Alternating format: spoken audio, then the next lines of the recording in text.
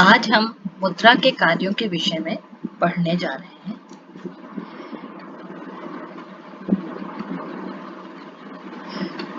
मुद्रा के कार्यों के विषय में कहा जाता है, एक कहावत प्रचलित है, मुद्रा के हैं कार्य चार, माध्यम, माप, मान और भंडार। यद्यपि पहले समय में मुद्रा के चार कार्यों पर ही बल दिया गया था, उल्लेख किया गया था, लेकिन वर्तमान समय में यथार्थ में मुद्रा के कार्य काफी व्यापक हो गए हैं। निरंतर अर्थव्यवस्थाओं के विकास के साथ मुद्रा के कार्यों में भी वृद्धि होती जा रही है। मुद्रा के कार्यों को हम चार भागों में बांट सकते हैं। प्राथमिक कार्य, जिसे हम प्राइमरी फंक्शंस कहते हैं, सहायक कार्य या सेकेंडरी फंक्शंस, आकस्मिक कार्य या कंटिंजेंट फंक्शंस और अन्य कार्य या अदर फंक्शंस। इन सभी कार्यों को हम एक एक करके अध्ययन करेंगे, क्योंकि हर कार्य के अंदर कुछ और कार्यों का उल्लेख है जिसे मुद्रा के माध्यम से संपन्न किया जाता है। इसमें सबसे पहले जो हमारा आता है वो है प्राथमिक कार्य या प्राइमरी फंक्शंस। प्राथमिक कार्यों को हम मुख्य कार्य भी कहते हैं, आधारभूत कार्य, अनिवार्य कार्य आदि भी कहते हैं। और ये मुद्रा के वो कार्य हैं जो मुद्रा को हर देश, काल और परिस्थिति में करने होते हैं। चाहे कोई कैसा भी समय हो, कोई भी स्थान हो, अगर मुद्रा का प्रयोग हो रहा है तो सर्वप्रथम मुद्रा इन कार्यों को संपन्न करेगी और ये कार्य मुद्रा के माध्यम से ही किए जाते हैं। प्राथमिक कार्यों में दो कार्यों का उल्लेख किया जाता है। पहला कार्य है विनिमय का माध्यम या मीडियम ऑफ एक्सचेंज और दूसरा कार्य है मूल्य का मापक या मेजर ऑफ वैल्यू। पहले हम देखेंगे विनिमय के माध्यम के रूप में मुद्रा किस तरीके से कार्य करती है। जब मुद्रा का प्रयोग नहीं होता था तो उसके पहले वस्तु विनिमय के माध्यम से लोग विनिमय का कार्य किया करते थे, जिसे हम बार्टर सिस्टम भी कहते हैं। वस्तु विनिमय के अंतर्गत व्यक्ति अपनी वस्तु देकर दूसरे व्यक्ति से वो वस्तु प्राप्त करता था जिसकी उसे आवश्यकता होती थी। किंतु वस्तु विनिमय में बहुत सी कठिनाइयां आती थी, जैसे कि दोहरे संयोग का अभाव। दोहरे संयोग का अभाव है जिसमें हमें एक ऐसा व्यक्ति ढूंढना होता था जो हमारी वस्तु लेने को तैयार हो और बदले में अपनी वस्तु देने को तैयार हो। दूसरा, मूल्य के संचय की कठिनाई आती थी कि अगर हम वस्तु को संग्रह करके रखना चाहते हैं तो हम ज्यादा समय तक वस्तु को नहीं रख सकते थे, क्योंकि वस्तु के खराब होने का भय रहता था। या वस्तु के मूल्य के हस्तांतरण की कठिनाई आती थी, मूल्य के मापन की कठिनाई आती थी। तो वस्तु विनिमय में बहुत सारी कठिनाइयां आती थी और जिसमें सर्वप्रमुख कठिनाई होती थी दोहरे संयोग के अभाव की, कि एक ऐसा व्यक्ति ढूंढना जो अपनी वस्तु के बदले में हमारी वस्तु लेने को तैयार हो और अपनी वस्तु हमें देने को तैयार हो जाए। मुद्रा ने इस कठिनाई को दूर किया और मुद्रा ने ये जो विनिमय का कार्य है इसको दो भागों में बांट दिया, जिसे हम क्रय और विक्रय का नाम देते हैं। इसमें व्यक्ति जो वस्तु प्राप्त करना चाहता है पहले अपनी वस्तु को बेच देता है, जिसे हम विक्रय कहते हैं, और उसके बदले में मुद्रा प्राप्त कर लेता है। ऐसे व्यक्ति को विक्रय करता है जिससे उस वस्तु की आवश्यकता होती है, वो अपनी वस्तु देता है और उससे मुद्रा प्राप्त कर लेता है, तथा बाजार में जाकर एक ऐसे व्यक्ति को ढूंढता है जिसके पास वो वस्तु होती है जिसकी उसे आवश्यकता है, तो उस व्यक्ति से वो अपनी आवश्यकता की वस्तु प्राप्त कर लेता है और बदले में उसे मुद्रा दे देता है। तो इस प्रकार मुद्रा के प्रयोग की वजह से विनिमय का कार्य दो भागों में बट गया, पहला विक्रय और दूसरा क्रय। विक्रय के अंतर्गत वस्तु को व्यक्ति बेचता है और बदले में मुद्रा प्राप्त करता है, और मुद्रा प्राप्त करने के बाद अपनी मुद्रा दे करके अपनी आवश्यकता की वस्तु को प्राप्त कर लेता है। तो इस तरीके से मुद्रा ने विनिमय के कार्य को आसान बना दिया और दोहरे संयोग की जो कठिनाई आती थी उसको समाप्त कर दिया। अब जो मुद्रा का दूसरा कार्य है वो है प्राथमिक कार्य, मुद्रा का जो दूसरा प्राथमिक कार्य है वो है मूल्य का मापक या मेजर ऑफ वैल्यू। जब वस्तुओं और सेवाओं का विनिमय किया जाता है तो विनिमय करने के लिए हमें उसके मूल्य का पता होना आवश्यक है, तभी हम दो वस्तुओं का विनिमय कर सकते हैं। एक वस्तु देकर दूसरी वस्तु प्राप्त करने के लिए जरूरी है कि हमें दोनों वस्तुओं के मूल्य की जानकारी हो। तो मुद्रा ही वो माध्यम है जिसके माध्यम से हम वस्तुओं और सेवाओं का मूल्यांकन करते हैं और उसके बाद उनके बीच में विनिमय अनुपात का निर्धारण किया जाता है। कि माना हमें गेहूं बेचना है बाजार में, तो हमें ये पता होना चाहिए कि 1 किलो गेहूं कितने रुपए में बाजार में बिकेगा या 1 किलो गेहूं का मूल्य कितना है, जिससे जब हम अपना 1 किलो गेहूं लेके जाएं तो हम उसके बदले में उतनी मुद्रा प्राप्त कर सकें। या हमें कोई चीज क्रय करनी है तो हमें पता होना चाहिए कि दूसरी वस्तु की 1 इकाई हमें कितनी मुद्रा के बदले में मिलेगी। तो मूल्य मापन का कार्य जो करती है वो भी मुद्रा करती है। और जब मूल्य मापन का कार्य हो जाता है तभी विनिमय अनुपात निर्धारित होता है दो वस्तुओं के बीच में और तभी हम वस्तुओं का विनिमय कर सकते हैं। तो मूल्य मापन भी मुद्रा का एक प्रमुख प्राथमिक कार्य है जिसके माध्यम से हम वस्तुओं का मूल्यांकन करते हैं और वस्तुओं के मूल्य का या वस्तुओं का मूल्यांकन करने के बाद फिर विनिमय का कार्य संभव होता है। तो इस तरीके से मुद्रा के दो प्राथमिक कार्य हैं, एक विनिमय का माध्यम और दूसरा मूल्य मापक, जो मुद्रा को प्रत्येक देश काल और परिस्थिति में करने पड़ते हैं, चाहे देश पिछड़ा हो या विकसित, मुद्रा को ये दोनों कार्य संपन्न करने ही पड़ते हैं। अब इसके बाद दूसरा जो प्रमुख कार्य, जो इसके बाद जो दूसरा कार्य है मुद्रा का, वो जो दूसरा वर्ग है वो है गौण कार्यों का या सेकेंडरी फंक्शंस का। गौण कार्यों में वो कार्य आते हैं जिनका महत्व अर्थव्यवस्था के विकास के साथ साथ बढ़ता जाता है और ये मुख्य कार्यों के सहायक के रूप में कार्य करते हैं। जैसे जैसे अर्थव्यवस्था का विकास होता है वैसे वैसे इन कार्यों का महत्व बढ़ता है और मुद्रा को ये कार्य करने पड़ते हैं। प्राथमिक कार्य तो मुद्रा को चाहे अर्थव्यवस्था पिछड़ी हो या विकसित, मुद्रा को संपन्न करने पड़ते हैं, लेकिन गौण कार्य जैसे जैसे अर्थव्यवस्था का विकास होता है वैसे वैसे इन कार्यों का महत्व बढ़ता जाता है। गौण कार्यों में पहले कार्य आते हैं स्थगित भुगतानों का आधार या बेस ऑफ डेफर्ड पेमेंट। स्थगित भुगतानों का आधार क्या है? ऐसे स्थगित भुगतान किसे हम कहते हैं कि ऐसे भुगतान जिन्हें तत्काल ना करके भविष्य के लिए स्थगित कर दिया जाता है, उनके लिए मुद्रा आधार का काम करती है।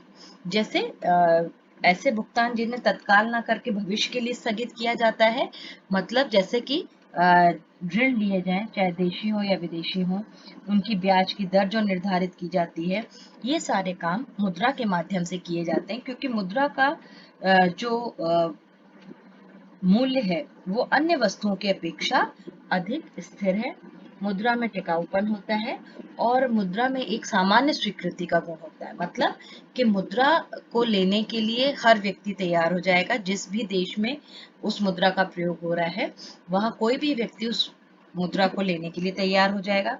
मुद्रा के मूल्य में सामान्यतः बहुत ज्यादा उतार चढ़ाव नहीं आते हैं और ज्यादा टिकाऊपन होता है। तो इसलिए जो भुगतान तुरंत ना करके भविष्य में किए जाते हैं उनके लिए मुद्रा आधार का काम करती है या मुद्रा के आधार पर ही ऐसे भुगतानों को किया जाता है और ब्याज की दर इत्यादि का निर्धारण भी मुद्रा में ही किया जाता है। दूसरे गौण कार्य हैं दूसरा गौण कार्य है मूल्य संचय का साधन या medium of store of value. वस्तु विनिमय में जैसे अभी हम बात कर रहे थे कि वस्तु विनिमय के अंतर्गत एक कठिनाई ये आती थी कि हम मूल्य को भविष्य के लिए संचित करके नहीं रख सकते थे। वस्तुओं के रूप में या वस्तुओं को भविष्य के लिए संचित करना संभव नहीं है। माना आज हमने कोई चीज उत्पादित की, लेकिन आज हमें उसका प्रयोग नहीं करना है, हमें उसकी आवश्यकता 1 साल बाद है या कुछ समय बाद है, तो हम उसको भविष्य के लिए संचित करके नहीं रख सकते, क्योंकि वस्तु नाशवान होती है। लेकिन मुद्रा के प्रयोग के द्वारा हम मूल्य का संचय आसानी से कर सकते हैं। आज हमने जिस वस्तु का उत्पादन किया, उस वस्तु को बेचकर हम उसके बदले में मुद्रा प्राप्त कर लें और मुद्रा को हम संचित करके रख लें, जिसका प्रयोग हम भविष्य में आसानी से कर सकते हैं। तीसरा कार्य जो गौड़ कार्य है वो है मूल्य हस्तांतरण का आधार या base of transfer of value. मूल्य हस्तांतरण का आधार क्या है? जो वस्तु विनिमय प्रणाली थी उसमें एक कठिनाई ये भी थी कि हम मूल्य को एक स्थान से दूसरे स्थान तक ले जाना बहुत कठिन हो जाता था। जैसे अगर हमारा मकान दिल्ली में है और कोई व्यक्ति माना आगरा में जाके रहना चाहता है, तो वो अपने मकान को उठा करके आगरा नहीं ले जा सकता। तो ऐसी स्थिति में मूल्य को दिल्ली से आगरा हस्तांतरित करना बहुत मुश्किल होता था। लेकिन मुद्रा ने इस मूल्य हस्तांतरण के कार्य को भी आसान कर दिया। कैसे आसान किया कि जो मकान दिल्ली में व्यक्ति के पास है, वो उस मकान को दिल्ली में बेच के उसके बदले में मुद्रा प्राप्त कर लेगा और उस मुद्रा के माध्यम से आगरा में जाकर के अपना नया मकान खरीद लेगा। इस तरीके से मूल्य का हस्तांतरण हो गया। तो मुद्रा के माध्यम से हम आसानी से क्रय शक्ति या मूल्य को हस्तांतरित कर सकते हैं, क्योंकि मुद्रा में वहनीयता का गुण होता है, जिससे मुद्रा को एक स्थान से दूसरे स्थान तक आसानी से ले जाया जा सकता है। तो मुद्रा के गौड़ कार्यों में 3 कार्य आते हैं: स्थगित भुगतानों का आधार, मूल्य संचय का साधन और मूल्य हस्तांतरण का आधार। अब जो तीसरा वर्ग है मुद्रा के कार्यों का, वो है आकस्मिक कार्य या कंटिंजेंट फंक्शंस। इन कंटिंजेंट फंक्शंस का उल्लेख प्रोफेसर डेविड किनले ने किया और उन्होंने बताया कि प्राथमिक और सहायक कार्यों के साथ मुद्रा कुछ आकस्मिक कार्यों को भी संपन्न करती है और विशेष रूप से उन्नत और विकसित अर्थव्यवस्था में इन कार्यों का महत्व बहुत अधिक होता है। अब ये कार्य कौन कौन से हैं, आकस्मिक कार्य या कंटिंजेंट फंक्शंस कौन कौन से हैं, तो हम इनका वर्णन करेंगे। पहला कार्य है साख व्यवस्था का आधार या बेसिस ऑफ क्रेडिट सिस्टम। साख व्यवस्था का आधार क्या है? आज का जो व्यापार है या आज का जो समय है वो साख का समय है और साख का जो निर्माण होता है वो मुद्रा के आधार पर ही होता है। साख का निर्माण व्यापारिक बैंक करते हैं और साख का जो निर्माण किया जाता है वो मुद्रा के आधार पर ही किया जाता है। विभिन्न साख पत्र जैसे ड्राफ्ट है, चेक है, विनिमय बिल हैं, आदि सब मुद्रा पर ही आधारित है और बैंक जो साख का निर्माण करते हैं वो अपने पास जमा मुद्रा के आधार पर ही करते हैं। तो इस तरीके से जो भी साख व्यवस्था है जिस पर कि हमारा पूरा व्यापार और आर्थिक जगत आधारित है, वो भी मुद्रा के आधार पर ही कार्य करता है। दूसरा जो आकस्मिक कार्य है वो है पूंजी की उत्पादकता बढ़ाना या to increase the productivity of capital. पूंजी के अनेक रूप हो सकते हैं, पूंजी और धन के अनेक रूप हो सकते हैं, जैसे कि मकान है, जमीन है, पशु है या आपके जवाहरात हैं। ये सब क्या है? पूंजी के रूप में, धन के रूप में। लेकिन हम इनको तुरंत व्यय नहीं कर सकते या इनका प्रयोग तुरंत नहीं कर सकते। तो इन सारी ये जो पूंजी है इनको हम आसानी से मुद्रा में बदल करके और इनका प्रयोग कर सकते हैं। इस तरीके से पूंजी की, जब हम मुद्रा में पूंजी को बदल लेंगे तो पूंजी की उत्पादकता बढ़ जाएगी, तरलता बढ़ जाएगी, उसकी गतिशीलता बढ़ जाएगी और उसकी उत्पादकता भी बढ़ जाएगी, क्योंकि हम उस पूंजी का प्रयोग किसी भी रूप में या किसी भी स्थान में कर सकते हैं। जैसे कि अभी अब बताया कि माना किसी एक स्थान पर व्यक्ति की फैक्ट्री, वो वहां पर काम नहीं करना चाहता है, किसी दूसरे स्थान पर करना चाहता है, तो वो अगर मुद्रा नहीं है तो वो उस फैक्ट्री का प्रयोग या उस जमीन का प्रयोग दूसरे स्थान पर नहीं कर सकता। लेकिन ऐसी स्थिति में क्या होगा? उसकी पूंजी वहां पर बेकार हो जाएगी। लेकिन अगर मुद्रा है तो वो उस फैक्ट्री को बेच करके उससे जो मुद्रा प्राप्त होगी उसके माध्यम से वो कहीं और इन्वेस्ट कर सकता है और उस पूंजी का प्रयोग कर सकता है। तो इस तरीके से जो पूंजी बेकार पड़ी हुई थी उस पूंजी का प्रयोग उत्पादक कार्यों में किया जा सकता है।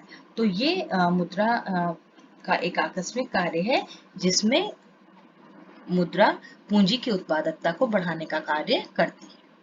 तीसरा आकस्मिक कार्य आता है सीमांत उपयोगिताओं और सीमांत उत्पादकताओं में समानता की स्थापना करना। सम सीमांत उपयोगिता नियम ये बताता है कि एक उपभोक्ता को सर्वाधिक संतोष या सर्वाधिक उपयोगिता तब प्राप्त होती है जब वो विभिन्न वस्तुओं पर इस प्रकार से व्यय करता है कि हर वस्तु से मिलने वाली सीमांत उपयोगिता बराबर हो जाए। विभिन्न वस्तुओं से मिलने वाली सीमांत उपयोगिताओं में समानता स्थापित करने के कार्य में मुद्रा सहायता करती है। मुद्रा के माध्यम से ही एक जो उपभोक्ता है वो अपने व्यय को इस तरह से समायोजित करता है कि हर व्यय से मिलने वाली सीमांत उपयोगिता बराबर हो जाए। इसी तरीके से एक उत्पादक अपने उत्पादन में उत्पत्ति के कई साधनों का प्रयोग करता है।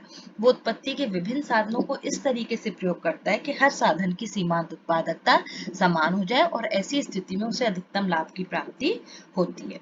तो सीमांत उपयोगिताओं में समानता लाने का काम या सीमांत उत्पादकताओं में समानता लाने का कार्य मुद्रा के माध्यम से आसानी से संभव हो जाता है। चौथा आकस्मिक कार्य है राष्ट्रीय आय का मापन और वितरण, measurement and distribution of national income. अर्थव्यवस्था में एक वर्ष की अवधि में जो भी वस्तुओं और सेवाओं का उत्पादन होता है उसे हम राष्ट्रीय आय का नाम देते हैं। राष्ट्रीय आय कितनी है या कितनी वस्तुओं और सेवाओं का उत्पादन हुआ, भौतिक रूप से मापने के साथ हम मुद्रा के रूप में माप करके राष्ट्रीय आय के आंकड़ों को बता सकते हैं। राष्ट्रीय आय बता सकते हैं कि एक देश की राष्ट्रीय आय कितनी है। तो एक देश में एक वर्ष की अवधि में जो भी वस्तुओं और सेवाओं का उत्पादन हुआ उनके मूल्य को मुद्रा में व्यक्त करके हम राष्ट्रीय आय का मापन कर सकते हैं। दूसरी ओर जो भी राष्ट्रीय आय एक देश में या एक देश में जो भी राष्ट्रीय उत्पादन होता है एक वर्ष की अवधि में, उसमें उत्पत्ति के विभिन्न साधनों का सहयोग होता है और उत्पत्ति के सभी साधन उसके उत्पादन में अपना सहयोग देते हैं।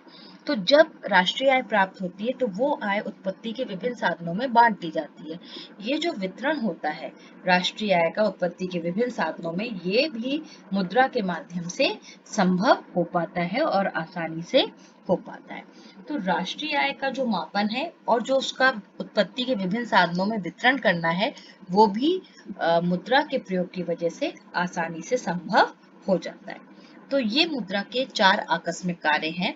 साख व्यवस्था का आधार, पूंजी की उत्पादकता बढ़ाना, सीमांत उपयोगिताओं और सीमांत उत्पादकताओं में समानता की स्थापना करना तथा राष्ट्रीय आय का मापन और वितरण। अब मुद्रा के कार्यों में अंतिम वर्ग में हम पहुंचते हैं जिन्हें हम अन्य कार्य का नाम देते हैं या अदर फंक्शंस का नाम देते हैं। मुद्रा के अन्य कार्य 3 हैं। पहला है तरलता प्रदान करना, टू प्रोवाइड लिक्विडिटी। दूसरा है निर्णय का वाहक या बेयरर ऑफ ऑप्शन और तीसरा है शोधन क्षमता का सूचक या गारंटर ऑफ सॉल्वेंसी। पहला कार्य जो है वो है तरलता प्रदान करना कि मुद्रा एक पूंजी और धन को सबसे तरल रूप प्रदान करती है। पूंजी और धन जब हमारे पास होता है तो हम उसको एकदम से खर्च नहीं कर सकते, उसके बदले में एकदम से कोई वस्तु प्राप्त नहीं कर सकते। लेकिन मुद्रा ऐसी वस्तु है जिसको अगर हम बाजार में लेके जाएंगे तो हम आसानी से उसके बदले में कोई भी वस्तु प्राप्त कर सकते हैं। तो पूंजी और धन को तरल रूप देने का या लिक्विड फॉर्म देने का काम कौन करती है? मुद्रा। कि पूंजी और धन को बेचकर उसके बदले में मुद्रा प्राप्त की जा सकती है और इस तरीके से उस मुद्रा के माध्यम या उस मुद्रा का प्रयोग किसी भी कार्य के लिए किया जा सकता है। फिर दूसरा कार्य आता है अन्य कार्यों में निर्णय का वाहक या bearer of option. Bearer of option क्या है कि मुद्रा के रूप में जो हमारे पास बचत होती है उसको हम भविष्य में किसी भी कार्य के लिए प्रयोग कर सकते हैं। हो सकता है आज हमने जिस कार्य के लिए मुद्रा को बचाया हो, भविष्य में हम उसका मुद्रा का प्रयोग उस कार्य में ना करना चाहें तो हम उस मुद्रा का प्रयोग किसी भी कार्य के लिए कर सकते हैं। जरूरी नहीं है कि जिस उद्देश्य के लिए मुद्रा को बचाया गया उसी में उसका प्रयोग किया जाए, क्योंकि मुद्रा के माध्यम से हम कुछ भी वस्तु प्राप्त कर सकते हैं। जैसे माना अगर वस्तु होती और हमने गेहूं को बचत करके रखा, तो अगले साल वस्तु विनिमय के अंतर्गत अगले साल गेहूं का प्रयोग हमें खाने के लिए ही करना पड़ता। लेकिन अगर मुद्रा है तो हम आज गेहूं बेच के मुद्रा ले लेंगे, और अगले साल अगर हमें आवश्यकता पड़ेगी तो हम उस मुद्रा से गेहूं भी खरीद सकते हैं, और अगर हमें आवश्यकता पड़ेगी तो हम बच्चों की शिक्षा पर भी उसको व्यय कर सकते हैं। तो इस तरीके से मुद्रा निर्णय के वाहक के रूप में कार्य करती है कि हम जैसे चाहे उस मुद्रा का प्रयोग वैसा कर सकते हैं। आखिरी कार्य जो आता है मुद्रा का, वो है शोधन क्षमता का सूचक।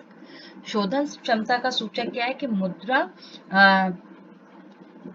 किसी भी व्यक्ति की या संस्था की भुगतान करने की क्षमता को बताती है, कि किसी व्यक्ति के पास भुगतान करने की क्षमता कितनी है, या उसके दायित्वों को निभाने की या दायित्वों को उतारने की क्षमता कितनी है। जिस व्यक्ति के पास जितनी मुद्रा है वो उसके शोधन क्षमता का उतना ही सूचक है, कि मतलब वो आसानी से अपने लिए गए ऋणों को या अपने ऊपर आए हुए दायित्वों को चुका सकता है। तो मुद्रा के माध्यम से हम किसी भी व्यक्ति की शोधन क्षमता को या उसके दायित्वों के चुकाने की क्षमता को जान सकते हैं।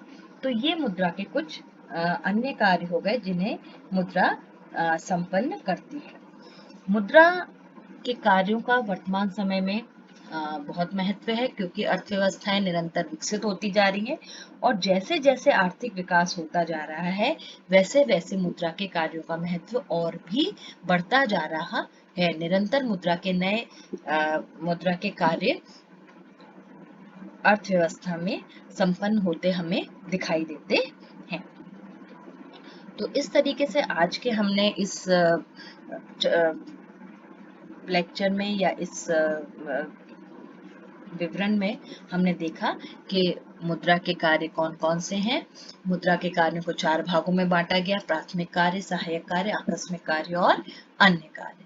और हम ये देख रहे हैं कि जैसे जैसे अर्थव्यवस्था का विकास होता है वैसे वैसे मुद्रा के कार्यों का महत्व भी बढ़ता जा रहा है।